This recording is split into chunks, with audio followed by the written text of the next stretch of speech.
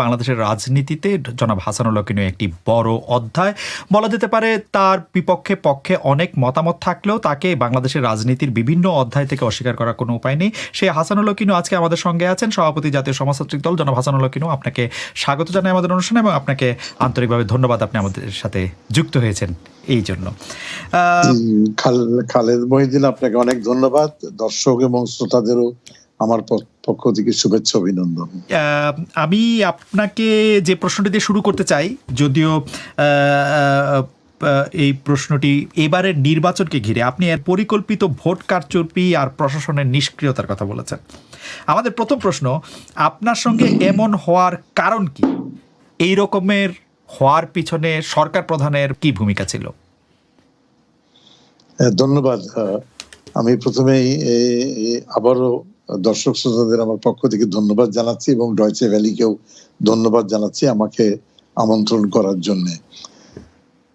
নির্বাচন হয়ে গিয়েছে এবং এই নির্বাচনটা একটা চ্যালেঞ্জের ভিতরে নির্বাচনটা হয়েছে, কারণ বিএনপি জামাত আর তার মিত্র শক্তিরা, আমি বলি যে একটা নির্বাচন বানচালের যুদ্ধের ভিতরে নির্বাচনটা হয়েছে এবং সেই নির্বাচনটা কোন রকমে সম্পন্ন করতে সফল হয়েছে সরকার, প্রশাসন। এবং এই যেহেতু একটা চ্যালেঞ্জের ভিতরে এবং একটা রাজনৈতিক যুদ্ধের ভিতরে এই নির্বাচনটা হয়েছে, সুতরাং এই নির্বাচনে অনেক কমতি ঘাটতি ছিল এবং আছে, সেগুলো নিয়েই নির্বাচনটা শেষ হয়েছে। সম্প্রতি আপনি একটা বক্তব্যে ৩ মাথা দানবের কথা বলেছেন। সেই ৩ মাথা দানবের মধ্যে আপনি অসৎ ব্যবসায়ীর কথা বলেছেন, অসৎ আমলার কথা বলেছেন, অসৎ রাজনীতিবিদদের কথা বলেছেন। আমরা একটু পরিচয় জানতে চাইবো যে এই ৩ মাথার দানবদের পরিচয় কি। আমরা যদি ব্যবসায়ীদের প্রসঙ্গে প্রথমে শুরু করি, এই অসৎ ব্যবসায়ী, দুর্নীতিযুক্ত ব্যবসায়ী তারা কারা? তারা কোন দল করে জনাব হাসানুল হক? দেখুন, যারা আমলা আর কি, তারা তার দল করার অধিকার রাখেন না। না, ব্যবসায়ীদের কথা আগে জানতে চাইছি। ব্যবসায়ীদের কথা আগে জানতে চাইছি। ব্যবসায়ীদের ভিতরে অনেকেই এখন আওয়ামী লীগ করেন, অনেকেই এই কোনো দলই করেন না, অনেকেই আগে বিএনপি করতেন, এখনো বিএনপি করেন। সুতরাং জেলার থেকে যদি আপনি ধরেন ঢাকা পর্যন্ত, তাহলে দেখবেন যে অনেক বিএনপির নেতা, স্থানীয় বিএনপি পন্থী ব্যবসায়ীরা দাপটের সঙ্গে এখন ব্যবসা করে যাচ্ছে। এবং আমি বলেছি যে এই অসৎ ব্যবসায়ীদের পরিচয় আমি রাজনীতিক যখন বলেছি, সে রাজনীতিক কেবলমাত্র আওয়ামী লীগ বলিনি, সেই রাজনীতিকের ভিতরে কিন্তু বিএনপির লোকও আছে, এমনকি আমি বলবো জামাতের লোকও আছে। যদি রাজশাহীর ঘটনা দেখেন, রাজশাহীতে সবচেয়ে বড় বড় ব্যবসা, সিলেটের বড় বড় ব্যবসা একেবারে পরিষ্কার জামাতের লোক ব্যবসা করে। ব্যবসায়ীদের মধ্যে আপনি যাদের সিন্ডিকেট করেই করে, ব্যবসায়ীদের মধ্যে আজকে আপনি যাদেরকে দানবের মাথা বা দুর্নীতিগ্রস্ত ব্যবসায়ী বলছেন, তাদের মধ্যে কি আওয়ামী লীগের লোকজনই বেশি না, নাকি তারা বিএনপি করে যারা দুর্নীতিগ্রস্ত? এখন যেহেতু দীর্ঘদিন ধরে আওয়ামী লীগ ক্ষমতায় আছে, আওয়ামী লীগের লোকই বেশি থাকবে, তারাই নেতৃত্ব দিচ্ছেন। এই ৩ মাথা দানবের এক মাথা দুর্নীতিগত ব্যবসায়ীরা, তারা যদি আওয়ামী লীগই করেন বা আওয়ামী লীগের বা যেই দলই করে থাকেন, তাদেরকে দমন করা সম্ভব হচ্ছে না বলে কেন আপনি মনে করেন? আমরা কিন্তু কয়েকদিন আগে পর্যন্ত দেখেছি যে ব্যবসায়ীদের যে শীর্ষ সংগঠন আছেন, ব্যবসায়ীদের যারা নেতৃবৃন্দ আছেন, তারা সবাই বর্তমান প্রধানমন্ত্রী বা আওয়ামী লীগের প্রতি এক ধরনের আনুগত্য প্রদর্শন করেছেন, বলেছেন যে আওয়ামী লীগ থাকলে তারা ভালো থাকবেন, ভালো করছেন। আপনার কাছে কি মনে হয়, তারা যদি দানব হয় এবং অসৎ ব্যবসায়ী হয়? দেখেন, আমি সবসময় একটা বিশেষণ যোগ করছি, কতিপয় অসৎ রাজনীতিক, কতিপয় অসৎ ব্যবসায়ী, কতিপয় অসৎ আমলা। এবং আপনি দেখবেন যে এখনো এই সচিব পর্যায়ের কর্মকর্তা, ডিআইজি পর্যায়ের কর্মকর্তা জেলে আছে, কিন্তু বিচারাধীন। এই আমলে এই গত 1 বছরের ভিতরে জেলে কারাগারে গেছেন কিন্তু। সুতরাং আমার কথাটা যে মিথ্যা না, তথ্য দিয়ে আমি বলছি যে আমলাদের ভিতরে সর্বোচ্চ পদ হচ্ছে সচিবের পদ। এবং এটা অভূতপূর্ব একটা দুঃখজনক ঘটনা যে সচিবের মর্যাদার লোক, ডিআইজির মর্যাদার লোক কারাগারে বসে আছে দুর্নীতির অভিযোগে, এবং দুদক তাদের বিরুদ্ধে মামলা দায়ের করেছে। একইভাবে ক্যাসিনো কাণ্ডের হোতা মহানগরের দাপুটে আওয়ামী লীগ নেতা কারাগারে আছে কিন্তু। সুতরাং আওয়ামী লীগের যেসব নেতারা কারাগারে আছে দুর্নীতির জন্য অথবা সিন্ডিকেট তৈরি করার জন্য। সুতরাং এখানে সেই সূত্র ধরে আমি বলছি যে অসৎ রাজনীতিক, অসৎ ব্যবসায়ী, অসৎ আমলা, তিনের একটা সিন্ডিকেট চলছে বাংলাদেশে। আমি একটু এই প্রশ্নটা করার আগে ইনু ভাই, আমি একটু আপনাকে আবার যুদ্ধ করি। আপনি বলছেন রাজনীতি, সমাজ, অর্থনীতি, লুটেরা, মাফিয়া ও কালো টাকার মালিকদের দাপট বাড়ছে। তো দাপট বাড়ছে কেন? দাপট তো নিশ্চয়ই বাড়ছে এই কারণে যে ক্ষমতার সাথে তাদের একটা সরাসরি সম্পর্ক আছে, তাই না? মানে আপনার সাথে বা আওয়ামী লীগের সাথে, আপনাদের সাথে, 14 দলের সাথে, সরাসরি আওয়ামী লীগের সরকারের সঙ্গে, তাই না? এখানে দাপটটা বাড়ছে যে বাংলাদেশের অর্থনৈতিক যে ব্যবস্থাটা এবং প্রশাসনিক ব্যবস্থার ভিতরে এখনো সেই মান্দাতা আমলের কিছু নিয়ম কানুন চলছে এবং কিছু ছিদ্র আছে, এটাকে আমরা ফাঁক ফোকর বলি। এই ফাঁক ফোকরের কারণে আপনার এই অসৎ ব্যবসায়ীদের উৎপাদন পুনরুৎপাদন হচ্ছে এবং আলটিমেটলি শেষ বিচারে যে একটা সিন্ডিকেট তৈরি করতে সক্ষম হয়েছে। সুতরাং এই জায়গাটার সঙ্গে ক্ষমতার একটা সম্পৃক্ততা আছে স্তরে স্তরে, কিন্তু মূলত আমি যদি প্রশাসনটাকে একটু সংস্কারের মধ্য দিয়ে অর্থনীতিতে শৃঙ্খলা ফেরত আনি, কিছু আইন কানুন বদল করে, এবং আমি অর্থনৈতিক সার্বিক পরিকল্পনায় যদি কিছু পদক্ষেপ গ্রহণ করি, যে পদক্ষেপ এই কারচুপি করার বা টাকা পাচার করার বা ব্যাংক লুট করার অথবা টাকা নিয়ে টাকা ফেরত না দেওয়ার মানে কাজটা করতে না পারে, সেই জায়গাটার দুর্বলতার কারণেই কিন্তু বাংলাদেশে কালো টাকার মাফিয়া চক্রের উৎপাদন এবং পুনরুৎপাদন ঘটছে এবং সেটা আমি মনে করি আটকানো সম্ভব। ইনু ভাই, আপনার কাছে কি মনে হয় না যে দুর্নীতি, কালো টাকা, সিন্ডিকেট, মাফিয়া সিন্ডিকেট, লুটেরা মাফিয়া সিন্ডিকেট আপনি যাদেরকে বলছেন, সেটা সরাসরি বেনিফিশিয়ারি বর্তমান সরকারের সাথে আপনারা যারা আছেন তারা সবাই? দেখুন, ব্যবসার টাকাতে সরকার সুফলভোগী হয় না। শেষ বিচারে সরকারকে, রাজনৈতিক সরকারকে জনগণের উপর নির্ভর করতে হয়। সুতরাং যেহেতু জনগণ সুফলভোগী হচ্ছে না, সুতরাং জনগণ আর সরকারের সম্পর্কে সমস্যা দেখা দিয়েছে এই জন্যে, কারণ এই মাফিয়া চক্রের কারণে বদনাম হচ্ছে। সেই বদনাম আমি আটকাতে পারছি না, জনগণ বিক্ষুব্ধ হচ্ছে, ক্ষতিগ্রস্ত হচ্ছে এবং বাজারের উপর তার প্রভাব বিস্তার হচ্ছে, ফলে দিনের শেষে সরকার ক্ষতিগ্রস্ত হচ্ছে। সুতরাং সরকার এখানে লাভবান হচ্ছে না, বরঞ্চ সরকার ক্ষতিগ্রস্ত হচ্ছে। না, কিন্তু আমরা তো দেখছি যে সরকারি দল যারা করছেন তাদের তাদের তাদের তাদের ব্যাংকের টাকা, তারা যে ট্যাক্স যে রিটার্ন দিচ্ছেন সেটি পর্যালোচনা করে আমরা দেখছি তাদের সম্পদ বেড়েই চলছে। সরকারের সাথে যারা আছেন তারা যে লাভবান হচ্ছেন সেটি তো প্রমাণিতই। দেখুন, সরকার যদি বলেন যে ক্ষমতাসীন সরকারের ভিতরে এমপি 350 এমপি, আর উপজেলার নির্বাচনে উপজেলার চেয়ারম্যান সাহেবরা বা ইউনিয়ন পরিষদের চেয়ারম্যান সাহেবরা, তাদের যদি এই আয়কর বিভাগের কাছ থেকে যে তালিকা পাবেন আপনি, সেখানে যে সম্পদ বৃদ্ধি, এটা নিয়ে কোনো মাথা ব্যথা নাই। যেখানে কোটি কোটি টাকার লুটপাট হচ্ছে, সেই টাকাটা তাদের ব্যাংকে যাচ্ছে না, তো ব্যাংকে দেখাতে পাচ্ছেন না আপনি।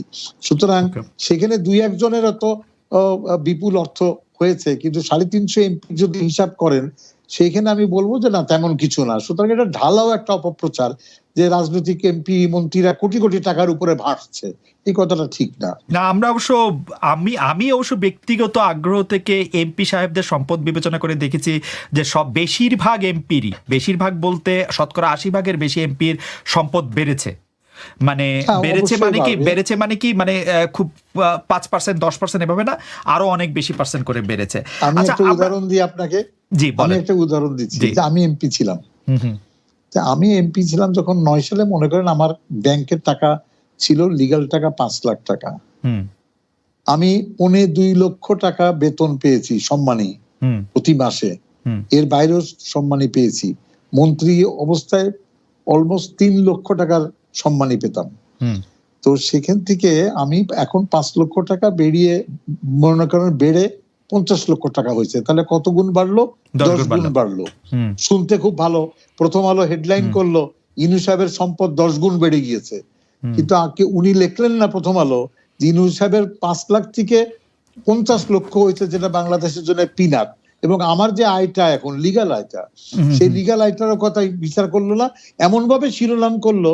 ঠিক তেমনি একটা নারী এমপির কথা বলুন বা পুরুষ এমপির কথাই বলুন, যার 15 লক্ষ টাকা ছিল, এখনো তো 1 কোটি টাকা না ব্যাংকে না কিন্তু দীর্ঘ 15 বছরের পরে হয়েছে। কিন্তু কয় গুণ বাড়লো? এইটা একটু 15 গুণ, 20 না, গুণ? এইটা একটু সরলীকরণ হলো কিনা, কিন্তু আমরা কিন্তু অনেকের ক্ষেত্রেই না, দেখেছি, সরলীকরণ হয়নি। আমি অনেকের ক্ষেত্রেই বললাম দেখেছি, এই মানে টাকাটা বর্তমান আমি আপনার কেসটা বিবেচনা করছি না, কিন্তু আমি অনেকের ক্ষেত্রেই দেখেছি 1 কোটি থেকে 100 কোটি টাকা হয়েছে, 2 কোটি টাকার থেকে হ্যাঁ, সেটা 56 আমি কোটি টাকা মানছি। হয়েছে। না, এই 1 যাদের কোটি লাখের টাকা ঘরের থেকে টাকা, 100 কোটি টাকাটা, জি, যাদের হ্যাঁ, লাখের ঘরের টাকা, 1 সেই কোটি টাকাটা আমি 1 কোটি বিবেচনা থেকে করি। 100 কোটি যেটা হয়েছে সেটা জি। আমি আপনারটা নিচ্ছি সমালোচনাটা, সেটা তাকে জবাবদিহি করতে হবে। কিন্তু আয়কর বিভাগ কি করছে আমি Right. সেই জায়গাটাই বলবো। আয়কর বিভাগের ঘাড়ে সুতরাং কয়টা আয়কর বিভাগকে যদি সন্তুষ্ট করে থাকে তাহলে এটা নিয়ে আমি প্রশ্ন করতে পারি না। এই জায়গাটা আমি ক্লোজ করতে চাই। আয়কর বিভাগের ঘাড়ে কয়টা মাথা? আচ্ছা, যাই হোক, আমরা আমাদের পরবর্তী না, প্রসঙ্গে আসি। মাথা ঠিকই আছে। আয়কর বিভাগ তো আমি একবারে 1 কোটি টাকার একটা লোন নিয়েছিলাম সেই বহুদিন আগে, 96 সালে, বুঝলেন? যখন মাননীয় প্রধানমন্ত্রী বলেছিল যে ডিজিটাল বাংলাদেশ করার জন্য তথ্য যোগাযোগ প্রযুক্তি ক্ষেত্রে বিনা বন্ধকিতে 1 কোটি টাকা লোন দিবে সোনালী ব্যাংক, সার্টিফিকেট বন্ধক রেখে। আমার প্রয়াত ভাই, উনি কম্পিউটার ইঞ্জিনিয়ার ছিলেন, তার সার্টিফিকেট বন্ধক রেখে আমরা সম কম্পিউটার লিমিটেড এই নামে আমি একটা লোন নিয়েছিলাম। সেই 1 কোটি টাকা মানে ফেরত দেওয়ার জন্য পাগল হয়ে গেল, কিন্তু আমার নাকে দড়ি দিয়ে টাকা ফেরত নিয়েছে। কিন্তু যারা 5,000 কোটি টাকা লোন নেয় সেই টাকাটা উদ্ধার করতে পারে না, এটা ব্যাংকের ব্যর্থতা। সুতরাং আমি বারবার বলেছি যে 3 মাথার দানবকে শায়েস্ত করতে হলে মাথায় বাড়ি মারো। ইনুভাই একটা কৌতূহলতে একটা কথা বলি। আপনি এমপি ছিলেন, আপনি মন্ত্রী ছিলেন, আপনি বাংলাদেশের একটি পুরনো রাজনৈতিক দলের প্রধানের দায়িত্ব পালন করেছেন। আপনার থেকে ব্যাংক 1 কোটি টাকা লোন নিলেও সেটা আপনার থেকে আদায় করে এবং আপনি সেটি দিতে বাধ্য হয়েছেন, বা দিতে মানে সেটিকে সিস্টেমের মধ্যে রাখতে বাধ্য হয়েছেন বলে আপনি বলছেন। আপনি যখন ব্যাংক লুটপাটের কথা বলেন এবং যারা ব্যাংকের থেকে টাকা নিয়ে টাকা না দিয়ে এবং বিদেশে টাকা পাচারের কথা বলেন, তারা আসলে কারা? তারা যে আপনার চেয়ে ক্ষমতাবান এটা তো নিশ্চিত, তো আপনার চেয়ে ক্ষমতাবান বাংলাদেশে কারা তারা? আমার চেয়ে ক্ষমতাবান না, আমার চেয়ে বুদ্ধিমান বেশি। আচ্ছা, তাহলে আপনার বুদ্ধির জায়গায় একটু কম পড়ছে। মার খাচ্ছি, টাকা অবৈধভাবে টাকা কামানোর বুদ্ধি। এটার সাথে ক্ষমতার সম্পর্ক নাই, এটার সাথে ক্ষমতার সম্পর্ক নাই। না, ক্ষমতার সম্পর্ক আছে। ওই যে সিন্ডিকেটের সঙ্গে সম্পর্ক রাখলে আপনি টাকা পাচার করতে পারবেন। ওকে, ধরা পড়বেন পরে। ওকে, ধরা পড়বেন পরে আর কি। ওকে, যাক, আমি এবার পরের প্রশ্নে আসি যে আপনি যে 3 মাথা দানবের কথা বলছেন, সে আমলারা কারা? আমরা তো এরকম শুনছি যে আমলাদের মধ্যে থেকে আমলাদের ডিএনএ টেস্ট করা হচ্ছে, রক্ত পরীক্ষা করা হচ্ছে, যাদের মধ্যে আসলে আওয়ামী লীগের বিরুদ্ধ রাজনৈতিক মতাদর্শের কোনো লোকই সরকারের শীর্ষ আমলা হতে পারছেন না। সেই আমলারা যে 2-3 মাথা দানবের দ্বিতীয়টি হয়ে উঠলো, সেটি কি করে হলো? দেখুন, আমি যখন বলছি দুর্নীতি একটা সর্বগ্রাসী মানে রোগ হিসেবে দেখা দিয়েছে বাংলাদেশে, সুতরাং ডিএনএ টেস্ট করে যখন আমলা সংগ্রহ করছি আমরা, সেখানে ডিএনএ টেস্ট যারা করছেন সেখানেও সেই সিন্ডিকেটের দুর্নীতির হাত আছে। সুতরাং যারা পাড় জামাতের লোক, পাড় বিএনপির লোক, অসংখ্য সেই মানুষগুলো বিশ্ববিদ্যালয়ে যারা জামাত করেছে, তারা চমৎকার, তারা সহকারী সেক্রেটারি হিসাবে, ব্যাচেলর সেক্রেটারি হিসাবে প্রশাসনে চাকরি পেয়েছে। সুতরাং দুর্নীতির এই হাতটা এত সর্বব্যাপক, যার জন্য তো 75 সালে বঙ্গবন্ধু নিহত হলেন ঘরের ভিতরে ঘর থাকার কারণে। ইনুভাই, ক্ষমতায় আসে হচ্ছে আওয়ামী লীগ, মাঝখানে তার সহযোগী হিসাবে 14 দলের মধ্যে এক দল আছে হচ্ছে জাসদ, আর সরকারের আমলার মধ্যে ব্যবসায়ীদের মধ্যে সব জায়গায় ঢুকতেছে জামাত আর বিএনপির লোক। এইটা তো আসলে একটু মানে বিশ্বাস করা হজম করা একটু কঠিন হয়ে গেল না?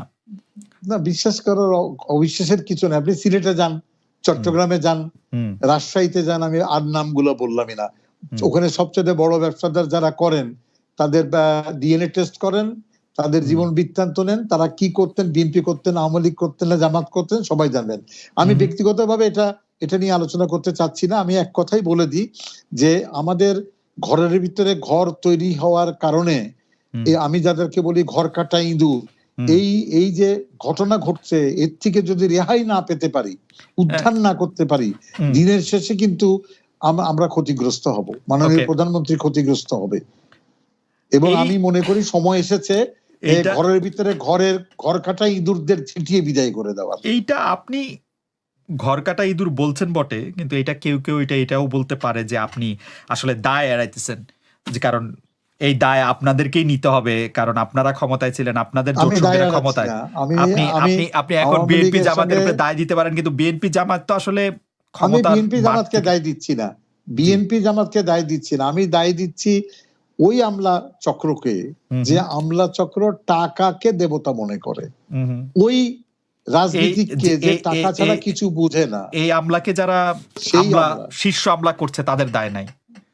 আপনার সচিব তো আপনি না, নিয়োগ শীর্ষ দিচ্ছেন। আমলা না, না তাদের না, আমার মনে করেন আজ একটা নির্বাচন হয়ে গেল, সেই নির্বাচনে তো একজন, যেখানে প্রধানমন্ত্রী নির্বাচন কমিশন নিরপেক্ষ নির্বাচনের জন্য অঙ্গীকার করে পদক্ষেপ নিচ্ছেন, তাই না? হুম, হুম, সেখানে একটা জেলা প্রশাসক ডেপুটি সেক্রেটারি র্যাঙ্কের লোক, হুম, তার